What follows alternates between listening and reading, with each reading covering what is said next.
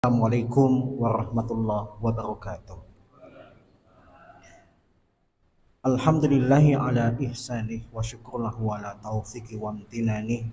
Asyhadu an la ilaha illallah wahdahu la syarika lahu ta'ziman li sya'nih wa asyhadu anna nabiyyana Muhammadan abduhu wa rasuluhu adda ila ridwani. Allahumma shalli wa sallim wa barik alaihi wa ala alihi wa ashabihi wa ikhwanih amma ba'd.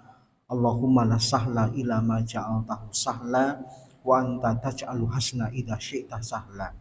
Allahumma inni a'udzubika min qalbin la yakhsha wa min tu'ain la yusma wa min nafsin la tashba wa min ilmin la yanfa. Allahumma inni a'udzubika min haulal arba. Alhamdulillah, pada kesempatan pagi hari ini Allah Subhanahu wa taala pertemukan kita kembali dalam keadaan sehat walafiat. Dan kita lanjutkan kajian kita. Pada pagi hari ini kita akan melanjutkan pembahasan hadis-hadis yang terdapat dalam kitab Al-Arba'in An-Nawawiyah. Sekarang kita sampai ke hadis yang terakhir, yaitu hadis nomor 42. Hadis nomor 42 diriwayatkan oleh seorang sahabat mulia yang bernama Anas bin Malik. An Anas radhiyallahu anhu, dari Anas bin Malik radhiyallahu anhu, qala, ia berkata, sami'tu Rasulullah sallallahu alaihi wasallam yaqul, aku pernah mendengar Rasulullah sallallahu alaihi wasallam bersabda. Qala Allah taala, Allah Subhanahu wa taala berfirman, ya bani Adam, wahai ibnu Adam, innaka ma ta'autani wa rajautani ghafartu lak maka naminka wala ubali. Selagi engkau berdoa kepadaku dan berharap kepadaku, maka akan kuampuni dosa-dosamu sebanyak apapun itu dan aku tidak memperdulikan. Ya bani Adam, lau balagat dhunubuka ananas samai summa astaghfartani ghafartu lak. Wahai anak Adam, seandainya dosa-dosamu setinggi langit, kemudian engkau beristighfar memohon ampun kepadaku, niscaya aku akan ampuni dosa-dosa itu untukmu. Ya bani Adam, innaka lau ataitani biqurabil ardi khotoya summa lakitani la tusyriku bi syai'an la ataituka biqurabiha maghfirah. Wahai anak Adam, seandainya engkau datang kepadaku dengan sepenuh bumi kesalahan, kemudian engkau datang kepadaku dalam keadaan tidak berbuat syirik kepadaku dengan sesuatu pun, maka aku akan mendatangimu dengan sepenuh bumi ampunan. Rawahu Tirmidzi wa qala hadisun hasan. Hadis ini diriwayatkan oleh At-Tirmidzi dan beliau berkata hadisnya derajatnya hasan. Kita akan bahas hadis ini dari 3 sisi. Yang pertama kita bahas perawinya dulu.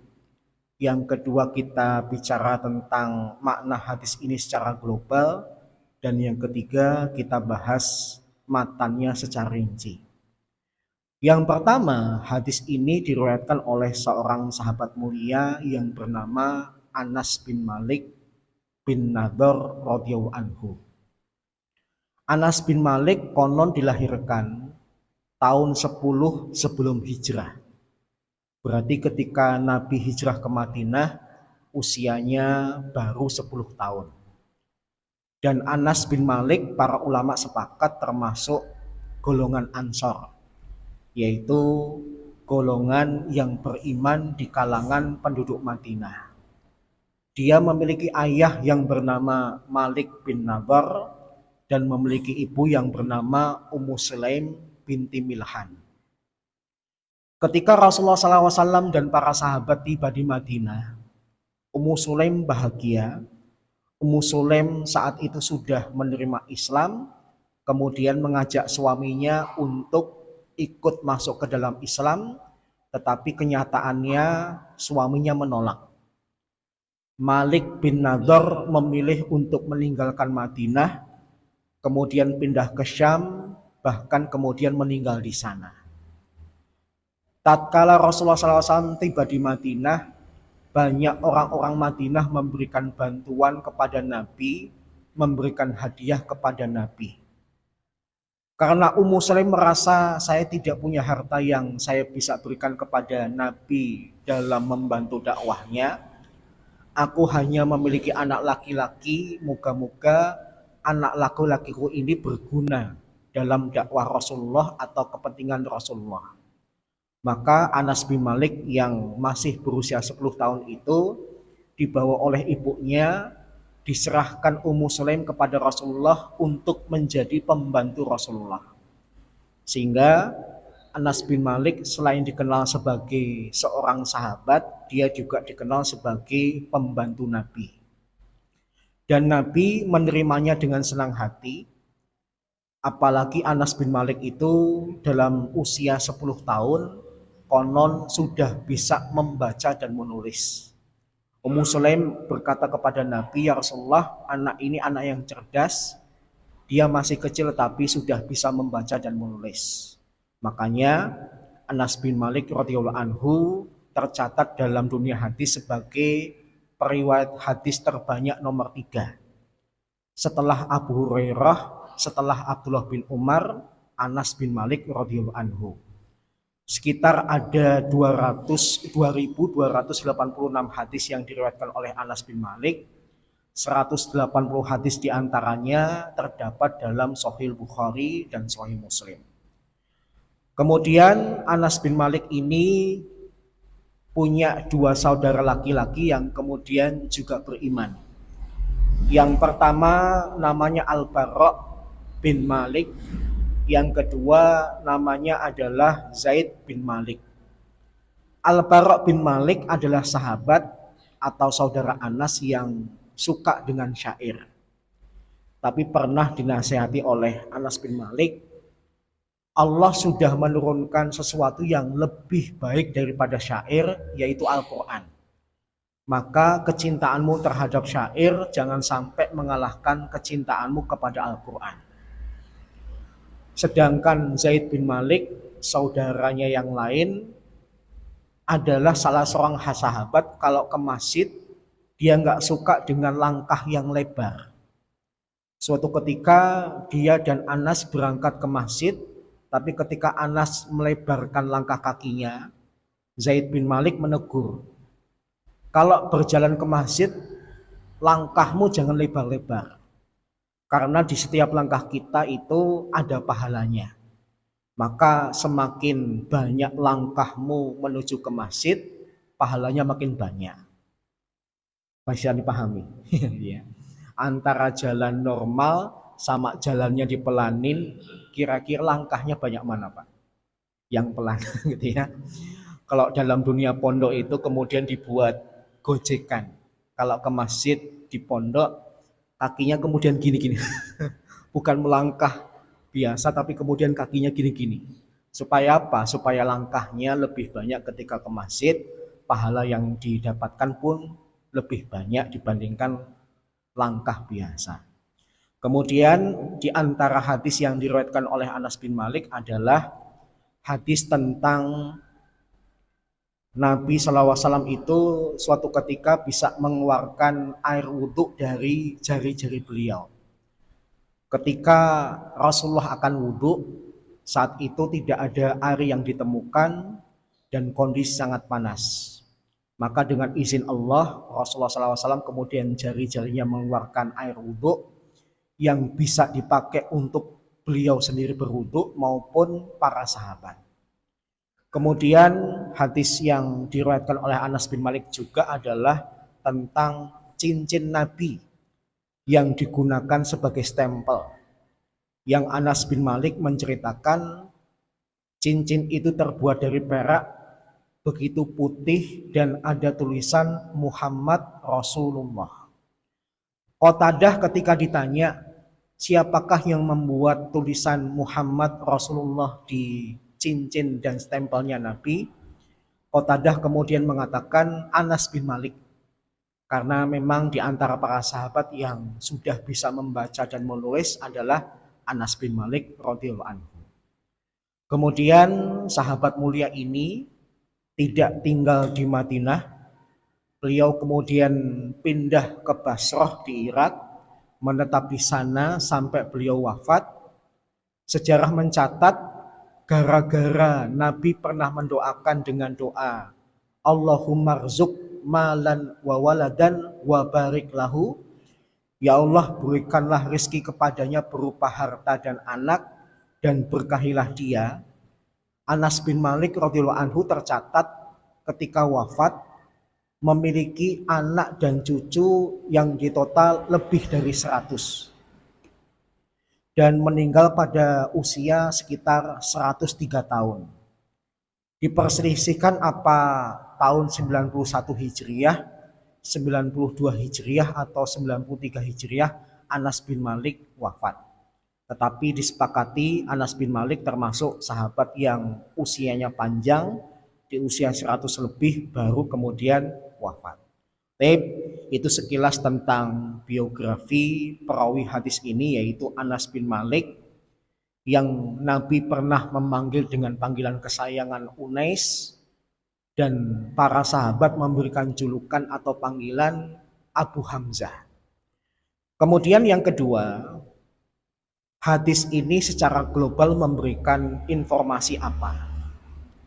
Kalau kita perhatikan, Al-Imam An-Nawawi ketika menyusun kitab Al-Arba'in An-Nawawiyah diawali dengan hadis tentang niat dan diakhiri dengan hadis ini yang berisikan tentang luasnya ampunan Allah.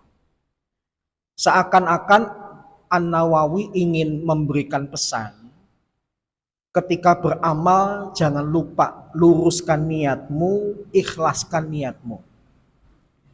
Dan ketika engkau beramal, sebaik apapun yang telah engkau lakukan, pasti tidak sampai kepada derajat kesempurnaan, pasti ada kekurangan, pasti ada kesalahan. Maka ketika kita mendapati kita salah, kita berdosa, segeralah bertobat kepada Allah, karena Allah itu begitu luas ampunannya dan begitu luas rahmatnya. Jadi Al-Imam An-Nawawi memberikan pesan di dalam kitab Al-Arba'in An-Nawawiyah, semuanya kaitannya dengan amal. Diawali dengan niat yang lurus dan diiringi dengan taubat dari setiap kesalahan. Kemudian yang ketiga, kita akan bahas secara rinci makna yang terdapat di dalam hadis ini. Allah Subhanahu wa taala berkata, yang kemudian disampaikan Rasulullah, maka ada dua kemungkinan. Yang pertama adalah wahyu atau Al-Quran, yang kedua adalah hadis qudsi. Maka yang sedang kita bahas ini adalah kategori yang kedua. Kita berbicara salah satu hadis qudsi yang sampai kepada kita dari jalur Anas bin Malik radhiyallahu anhu. Di dalam hadis qudsi itu Allah memberikan nasihat, ya bani Adam, innaka ma da'autani wa rajautani ghafartu lak ma ala ma kana minka wala ubali. Wahai anak Adam, selagi engkau berdoa kepadaku dan berharap kepadaku, maka akan kuampuni dosa-dosamu sebanyak apapun itu, dan aku tidak memperdulikannya. Hadis ini berbicara tentang beberapa sebab dosa kita diampuni. Maka kalau kita simpulkan, sebab pertama dosa kita itu diampuni adalah senantiasa berdoa yang diiringi dengan harapan kepada Allah Subhanahu wa taala. Di dalam hadis yang diriwayatkan oleh Imam Ahmad yang disempurnakan oleh At-Tabrani, Rasulullah SAW pernah bersabda, ma min muslim yada'u bida'watin laisa fiha ismun wala qati'atu rahim illa a'tahullahu biha ihda salas. Tidaklah seorang muslim berdoa dengan sebuah doa yang di dalamnya tidak ada unsur dosa, tidak ada unsur memutus silaturahim, dan tidak ada unsur dosa yang lain, kecuali Allah akan memberikan permintaannya, mengabulkan doanya dalam satu dari tiga kondisi. Doa yang kita panjatkan kepada Allah, kemungkinan yang pertama adalah imma antu ajalalahu da'watuh. Kita berdoa langsung dikabulkan di dunia. Ini kemungkinan yang pertama. Kemungkinan yang kedua, wa imma an yadakhiraha lahu fil akhirah. Ada kalanya doa itu disimpan dulu untuk nanti dikabulkan di akhirat. Di dunia tidak dikabulkan, tapi nanti dapat balasan di akhirat. Balasan di akhirat itu bisa berupa dosanya diampuni, bisa juga mendapatkan tambahan pahala. Kemudian yang ketiga, wa imma an yasrifa anhu minasu'i misliha. Ada kalanya kemungkinan yang ketiga, yaitu dihindarkan dari keburukan yang semisal dengan apa yang ia minta. Kemudian hadis riwayat At-Tabrani menambahkan satu lagi, di mana Nabi SAW bersabda, wa imma an yaghfirallahu biha dzanban qad salaf. Kemungkinan yang keempat adalah Allah mengampuni dosanya yang telah lalu. Jadi sebab pertama dosa kita diampuni adalah bapak dan ibu memperbanyak doa, yang doa itu disertai dengan harapan. Selama kita sering berdoa, pasti di antara balasannya adalah Allah ampuni dosa-dosa kita. Tetapi hadis yang perlu bapak ibu ingat, seperti yang saya katakan, Allah itu punya beberapa cara untuk mengabulkan doa kita. Tidak semua doa hamba itu kemudian dibayar cash di dunia.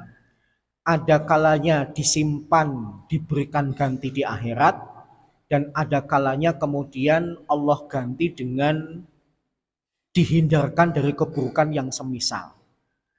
Karena kebaikan yang kita lakukan, akhirnya keburukan yang nilainya sama, Allah hindarkan agar kita tidak melakukannya. Jadi Allah SWT intinya mengabulkan setiap doa hamba dengan syarat yang tidak ada dosanya, tidak ada unsur memutus hubungan silaturahimnya, dengan cara yang Allah kehendaki. Karena yang paling tahu dengan kebaikan kita itu bukan kita.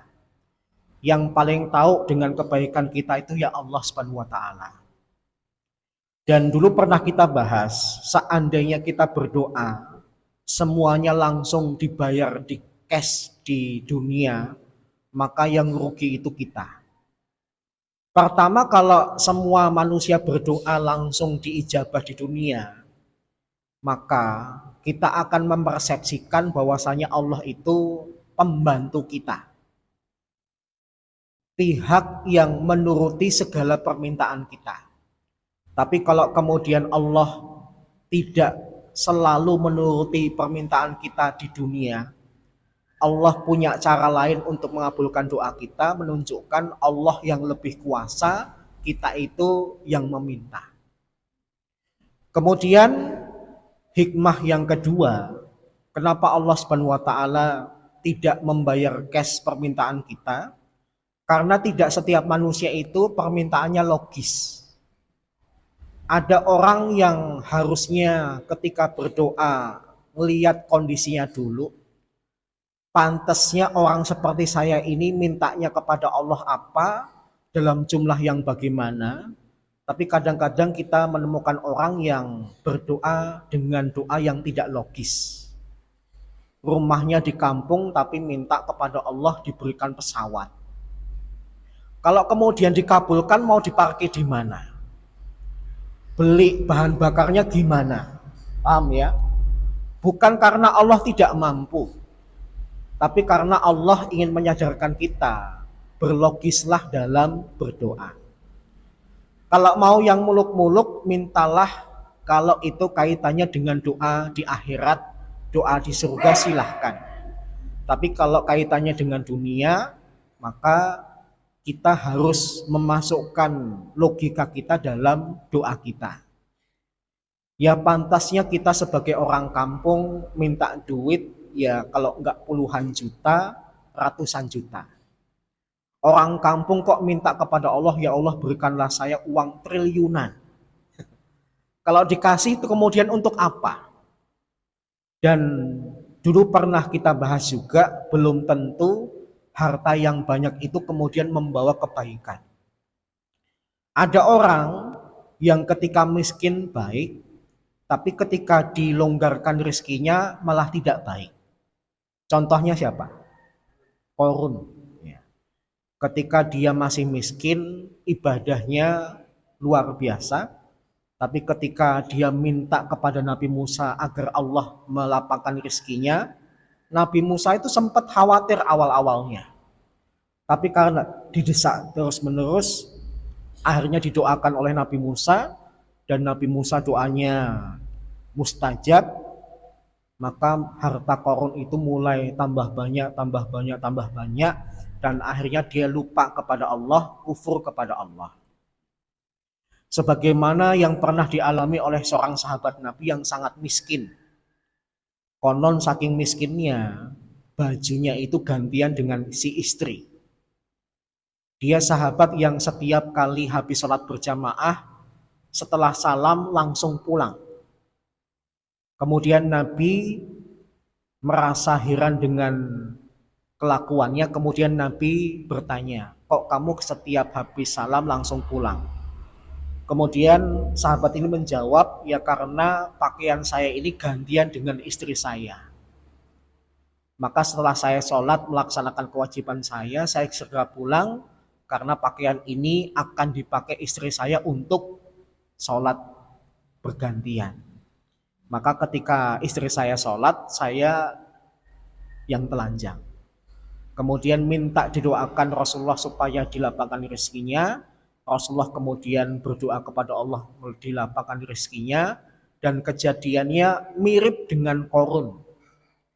Dia dulu ketika pakaiannya gantian dengan istrinya, kalau sholat berjamaah bagus, sebelum adzan sudah hadir, kemudian tidak pernah menjadi makmum masbuk, tapi ketika rezekinya mulai dilapangkan, mulai agak terlambat, datang ketika iqomah, datang kemudian menjadi makmum masbuk, lama-kelamaan tidak sholat berjamaah di masjid. Maka memberikan pelajaran kepada kita, apa yang Allah takdirkan kepada kita di dunia disyukuri. Apakah kita ditakdirkan miskin bersyukur, apalagi ditakdirkan kaya harusnya lebih bersyukur. Karena yang paling berharga di dalam kehidupan dunia ini bukan kekayaan, tetapi ketakwaan. Baik, jadi penyebab pertama dosa kita diampuni adalah senantiasa Bapak dan Ibu menjaga untuk berdoa, yang dalam doa itu ada sisipan harapan. Memberikan pelajaran juga, doa jangan asal doa, tapi hayati setiap lafal doa yang kita panjatkan kepada Allah. Resapi dan renungkan apa yang kita minta kepada Allah. Karena masih ada di antara kita yang ketika berdoa itu cuma menggugurkan lafal. Tidak sungguh-sungguh berdoa kepada Allah, hanya lisannya saja yang fasih mengucapkan doanya, maka doa yang seperti ini bukan doa yang bagus. Doa yang bagus itu adalah doa yang penuh dengan penghayatan, yang penuh dengan perenungan atas permintaan yang dia panjatkan kepada Allah. Dan manusia yang terbaik di hadapan Allah itu adalah manusia yang paling banyak doanya. Meskipun bapak dan ibu mungkin masih dalam keadaan sehat, rezekinya masih dilapangkan, itu bukan halangan untuk tetap berdoa kepada Allah. Dan manusia yang paling buruk, paling sombong di hadapan Allah siapa? Yaitu manusia yang jarang berdoa atau tidak pernah berdoa kepada Allah. Maka perbanyaklah doa, karena doa itu termasuk ibadah, bahkan dikatakan mukhul ibadah. Otak atau inti dari ibadah itu adalah doa. Ketika kita dzikir, intinya apa? Doa. Ketika kita berdoa, intinya apa? Permintaan. Ketika kita sholat, intinya apa? Ya doa. Semua ibadah yang kita lakukan itu kata para ulama intinya adalah doa.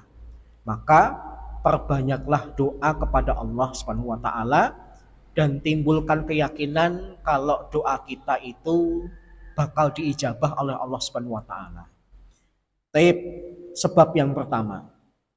Kemudian sebab yang kedua, ya bena Adam, lau balagot dunubuka ananas samai. Wahai Ibnu Adam, seandainya dosamu itu setinggi langit. Para ulama berbeda pendapat tentang makna anan. Ada yang mengatakan anan itu adalah langit. Dan ada yang mengatakan anan itu artinya apa yang dilihat sejauh mata memandang ke langit. Jadi bukan sampai langit tingkat awal, kalau ada manusia bisa lebih daripada itu, dan dosanya ternyata selevel itu tingginya, banyaknya, summastaghfartani ghafartulak. Kemudian engkau memohon ampun kepadaku, niscaya aku berikan ampun kepadamu.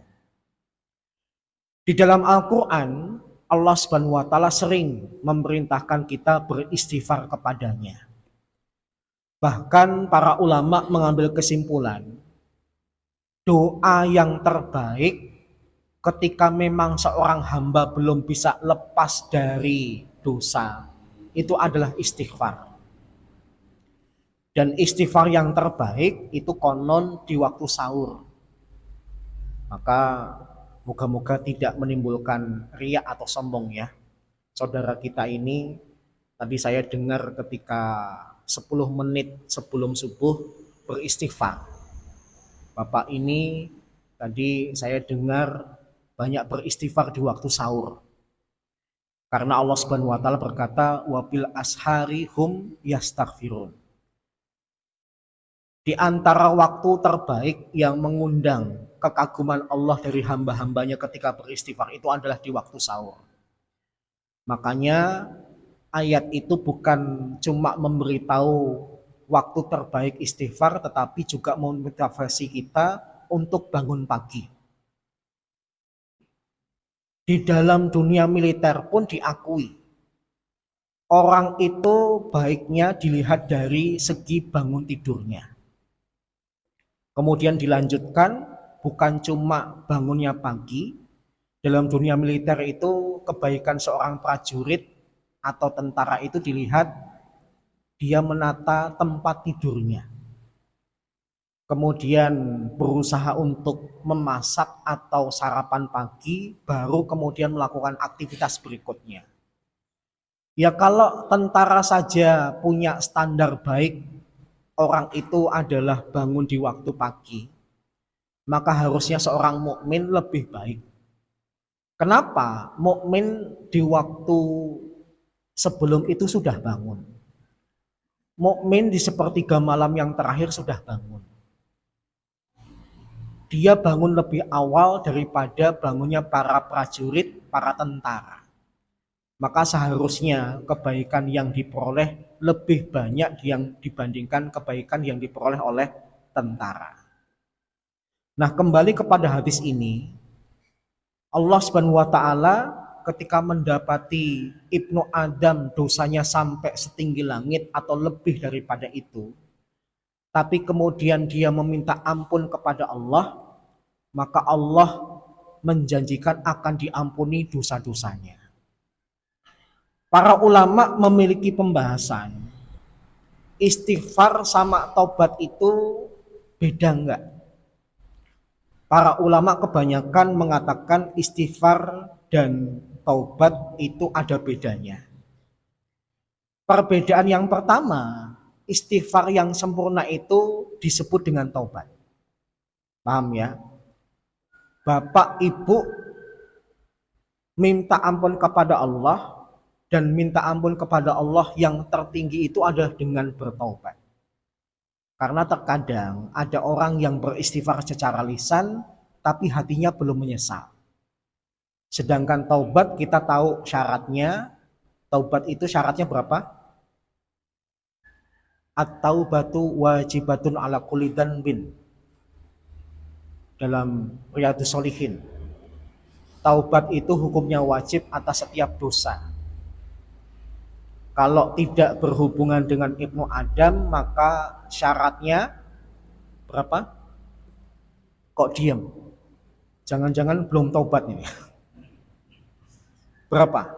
3. Yang pertama, Al-Imam An-Nawawi dalam Riyadhus Shalihin mengatakan an yandama ala fi'liha.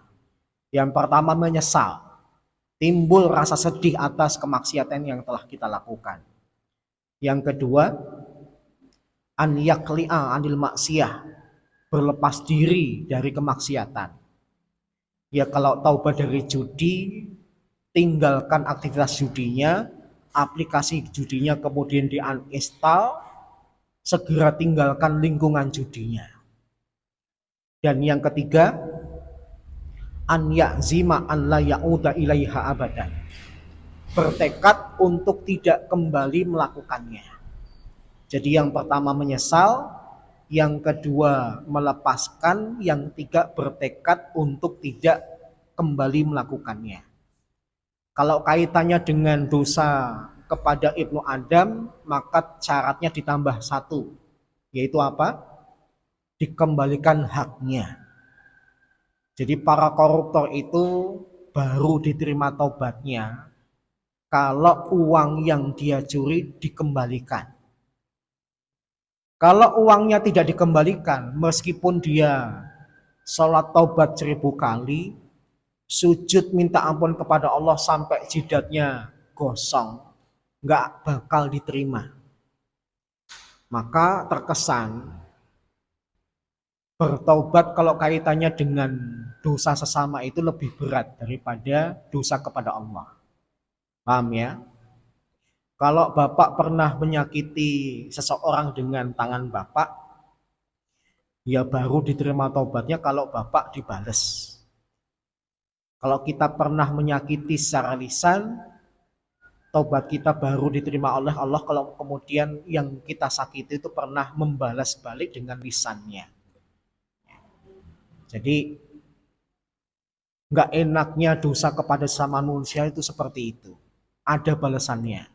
Sedangkan Allah adalah zat yang maha luas ampunannya, Allah tidak menuntut demikian. Ya. Kemudian sebab yang ketiga yang disebutkan dalam hadis ini adalah ya ibna Adam innaka la ataitani biqrabil ardi khataya. Wahai Ibnu Adam, seandainya engkau datang kepadaku dengan sepenuh bumi kesalahan, summa lakitani la tusyriku bi syai'an la ataituka biqrabiha maghfirah. Kemudian engkau mendatangiku dalam keadaan tidak mensekutukan aku dengan sesuatu pun, maka aku akan mendatangimu dengan sepenuh bumi ampunan. Berarti syarat yang ketiga agar dosa kita diampuni itu adalah bertauhid dan tidak melakukan syirik sekecil apapun. Kata para ulama, semakin bersinar dan kuat tauhid seseorang, maka semakin terbakar dosa-dosanya. Wujud dari orang yang bertauhid dan tidak berbuat syirik itu apa? Yang pertama, dia tidak percaya dengan dukun, tidak percaya dengan jimat.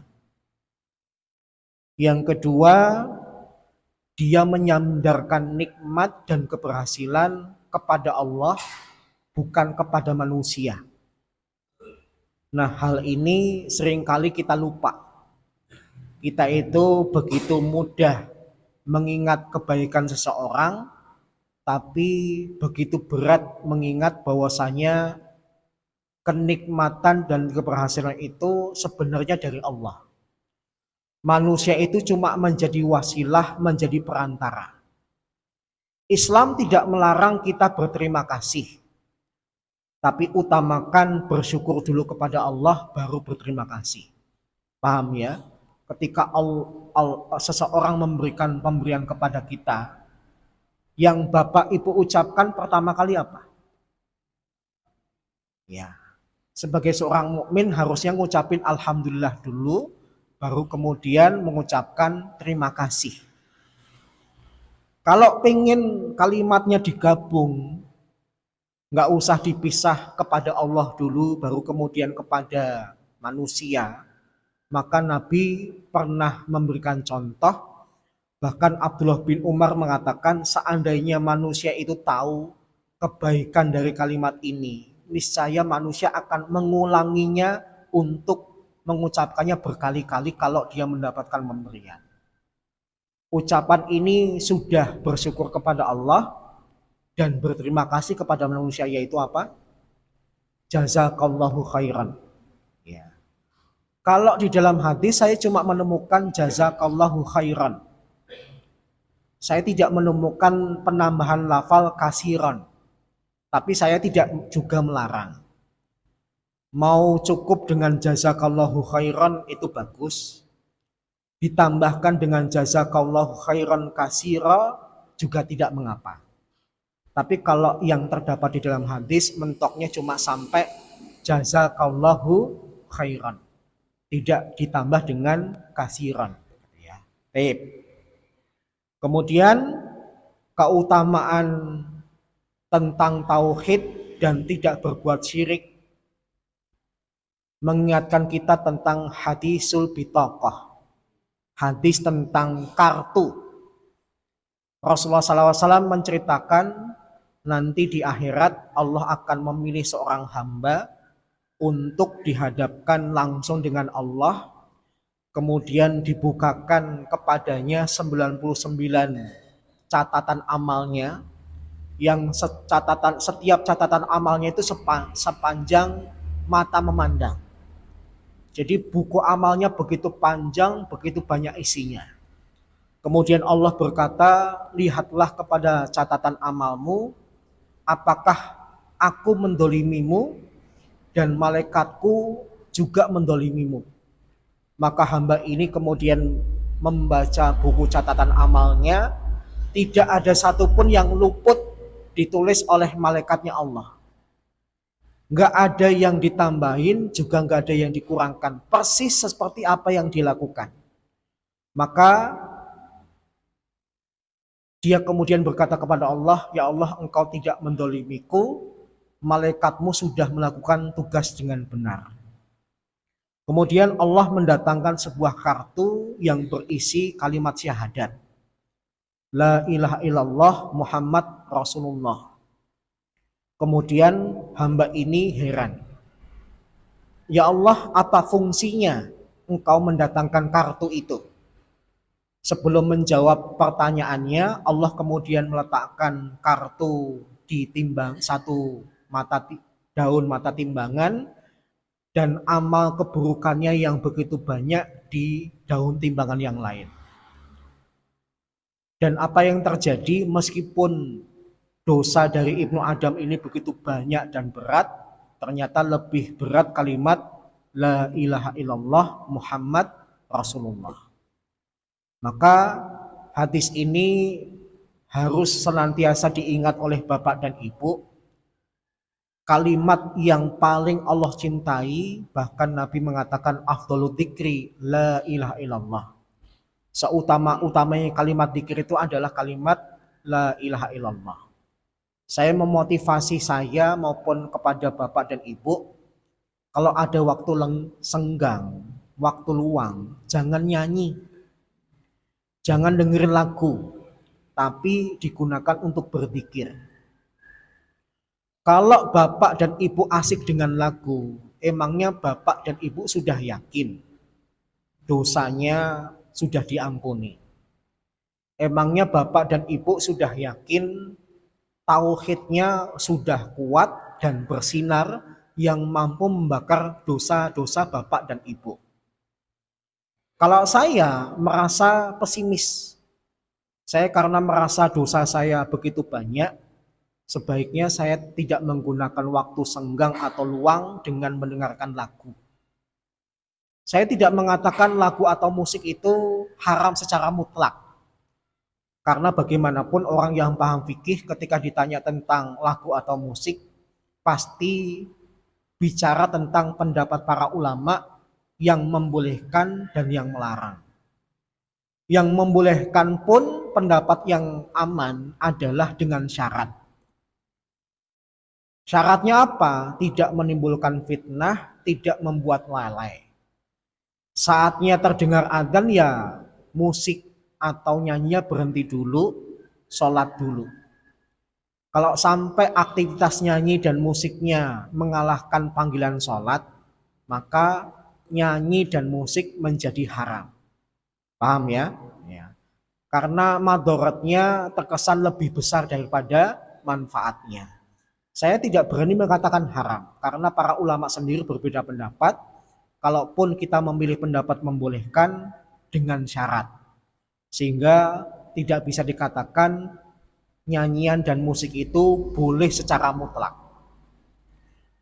Jadi kembali lagi, kalau ingin diampuni, bertauhidlah kepada Allah dengan cara tidak percaya kepada dukun dan jimat, menyandarkan nikmat dan keberhasilan kepada Allah Subhanahu wa taala. Kalau melakukan sesuatu tidak riak dan ujub, kemudian ketika bersumpah dan menyembelih binatang, tidak bersumpah dan menyembelih kecuali dengan menyebut nama Allah Subhanahu wa taala. Hadis ini memang menyebutkan ada 3 sebab diampuni dosa. Tapi para ulama sepakat 3 ini maksudnya bukan pembatasan. Maka Ibnu Taimiyah rahimahullah menambahkan masih ada sebab-sebab yang lain dosa kita itu diampuni. Saya bacakan secara cepat karena cukup banyak. Sebab keempat dosa kita diampuni itu apa? Melakukan amal soleh. Sebagaimana Allah Subhanahu wa taala berkata di dalam Al-Qur'an, innal hasanati yudhibna sayyi'at. Sesungguhnya kebaikan-kebaikan itu menghapus kesalahan-kesalahan, menghapus dosa-dosa.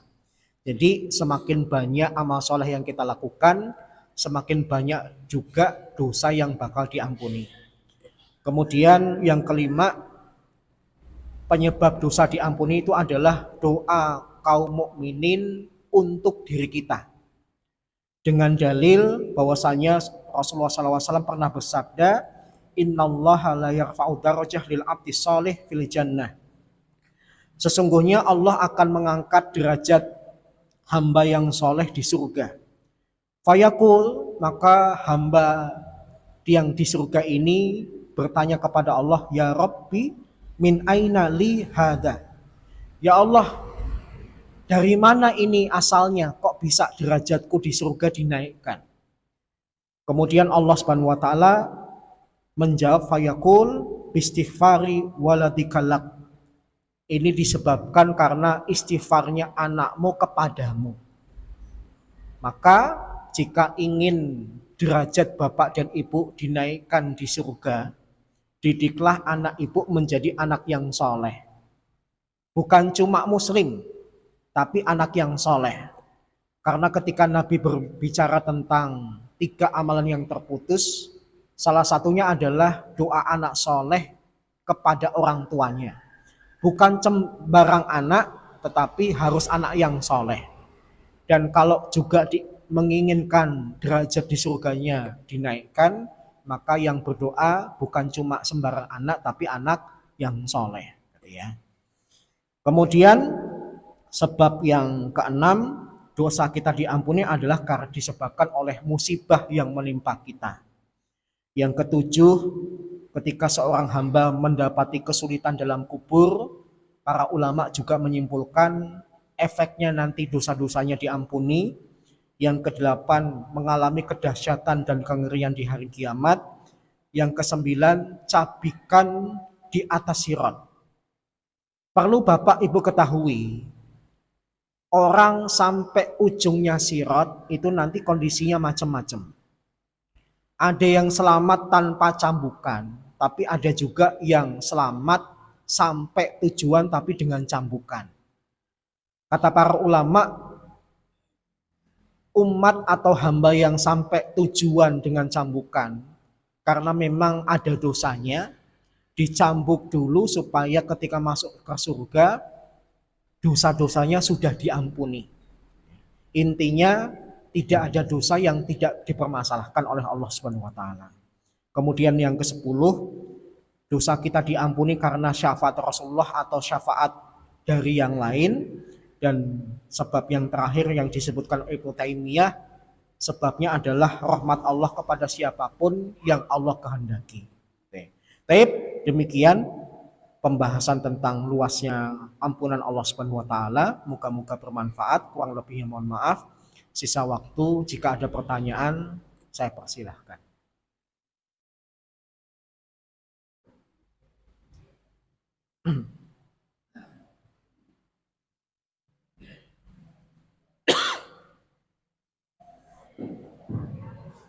Assalamualaikum warahmatullahi wabarakatuh. Waalaikumsalam warahmatullahi wabarakatuh. Begini Pak, seperti kata kabarnya doa dan permohonan kami kepada Allah adalah karena banyaknya makanan dan minuman yang haram di dalam tubuh kita. Dan bagaimana Pak cara menghilangkan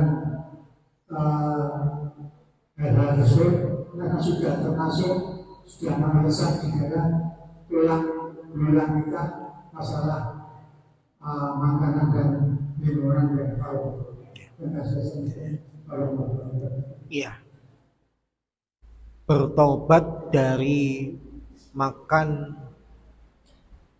dari penghasilan yang haram itu caranya adalah berhenti untuk tidak mengkonsumsinya, berhenti dari cara menghasilkannya, kemudian bertobat kepada Allah Subhanahu wa taala. Jadi meskipun kita sudah terlanjur makan makanan yang haram dari penghasilan yang haram, tetap Allah Subhanahu wa taala bakal ampuni, bakal hilangkan efeknya kalau kita melakukan perbuatan yang Allah syaratkan. Syarat yang pertama jangan diulangi, alias berhenti. Syarat yang kedua adalah kita bertobat. Dan tobat tadi syaratnya 3 ya, menyesal, berlepas, dan bertekad untuk tidak kembali mengulangi. Maka meskipun sudah terlanjur, Allah Subhanahu wa taala janjikan bakal dihilangkan efeknya, sehingga di kemudian hari kalau tobat kita sudah diterima, doa kita pun bakal diijabah oleh Allah Subhanahu wa taala. Karena para sahabat kan dulu masa lalunya juga buruk. Tapi ketika mereka bertobat menjadi insan yang bersih, Allah kemudian kabulkan doa-doa mereka. Kalau sahabat saja diberikan kesempatan untuk dibersihkan dosanya, apalagi kita yang dari awal kondisinya muslim.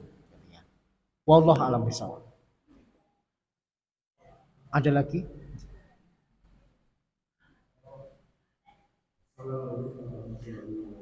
Waalaikumsalam warahmatullahi wabarakatuh.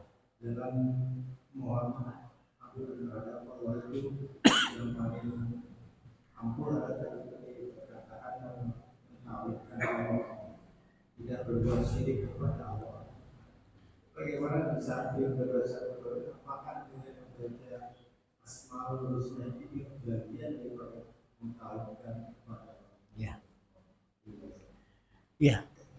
Kalau terkait dengan al-asma'ul husna, itu kaitannya dengan doa. Allah Subhanahu wa taala berkata dalam Al-Qur'an, "Walillahil asma'ul husna fad'uuhu biha." Allah itu memiliki nama-nama yang baik, maka berdoalah kepada Allah dengan menyebutnya. Jadi kalau dalam istighfar kita ada doanya, dalam taubat kita ada doanya, sebaiknya doa itu ada penyebutan nama Allah yang baik. Ya. Tapi kalau kemudian murni minta ampun, tidak ada permohonan kecuali cuma memohon agar kesalahannya diampuni, kesalahannya dimaafkan, kesalahannya dihilangkan, tidak menyebut al-asma'ul husna, tidak mengapa. Ya. Tapi kalau seandainya digabung itu lebih bagus. Karena di antara al-asma al-husna itu kan juga ada unsur pengampunan. Seperti gofir, gofur, gofar. Ya. Jadi nama Allah yang ada unsur pengampunannya di dalam al-asma al-husna yang kaitannya dengan kata gofaro itu 3. Gofir, gofar, gofur. Gitu ya. Maka kalau kemudian digabungkan beberapa nama Allah ini yang ada hubungannya dengan taubat kita dan penyesalan kita itu lebih baik. Ya. Wallahu a'lam bishawab. Ya. Sampun? Ya. Kalau tidak ada, mari kita tutup dengan doa kafaratul majelis. Alhamdulillah subhanakallahumma wa bihamdika asyhadu an la ilaha illa anta astaghfiruka wa atubu ilaik. Alhamdulillah. Assalamualaikum warahmatullahi wabarakatuh.